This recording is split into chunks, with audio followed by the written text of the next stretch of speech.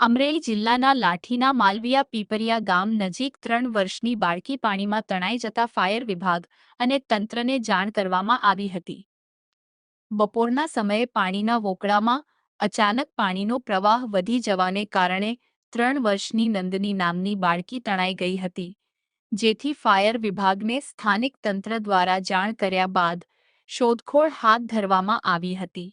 કલાકો સુધી બાળકીને ભાળ નહીં મળતા મજૂર પરિવારો મોટી સંખ્યામાં ઉમટી પડ્યા હતા અને અમરેલી પાણીના વોકળામાં માસૂમ બાળકી તણાઈ ગઈ હતી।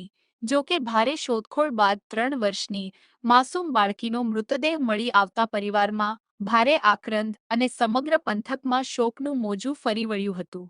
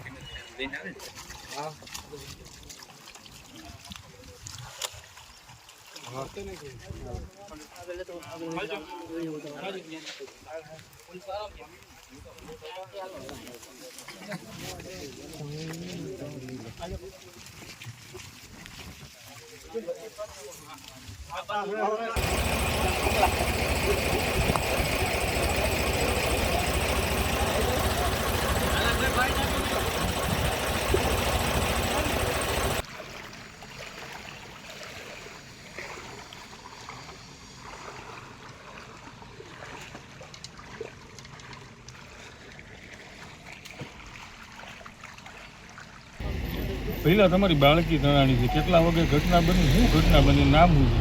11 વાગે નંદની નામ છે। અને કેવી રીતે બની ઘટના?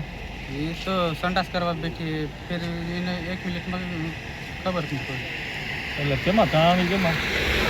કોતેડા। બરોબર, તમે શું કરો ત્યાં? હું ખાતા હતો। લાઠી તાલુકાના માલવીયા પીપરિયા ગામે મજૂર વર્ગની નાની બાળકી તણાવવાના અહેવાલ મળતા અમે તાત્કાલિક સ્થળ પર હાજર થયા। ઘટના એવી છે કે માલવીયા પીપળિયા ગામે એક 1.5 કિલોમીટર વાડી અંતરે મજૂરની એક નાની છોકરી 1.5-2 વર્ષની છોકરી તણાઈ ગઈ છે। અત્યારે તમામ ડિપાર્ટમેન્ટ, રેવન્યુ ડિપાર્ટમેન્ટ, પોલીસ ખાતું, ફાયર અને તાલુકા પંચાયત તમામ ડિપાર્ટમેન્ટ અત્યારે ઘટના સ્થળે હાજર છે અને રેસ્ક્યુ શોધખોળ ચાલુ છે। તમામ ડિપાર્ટમેન્ટ સાથે રહી આનું રેસ્ક્યુ થાય અને શોધખોળ ચાલુ રાખી તે મળી આવે એવી અત્યારે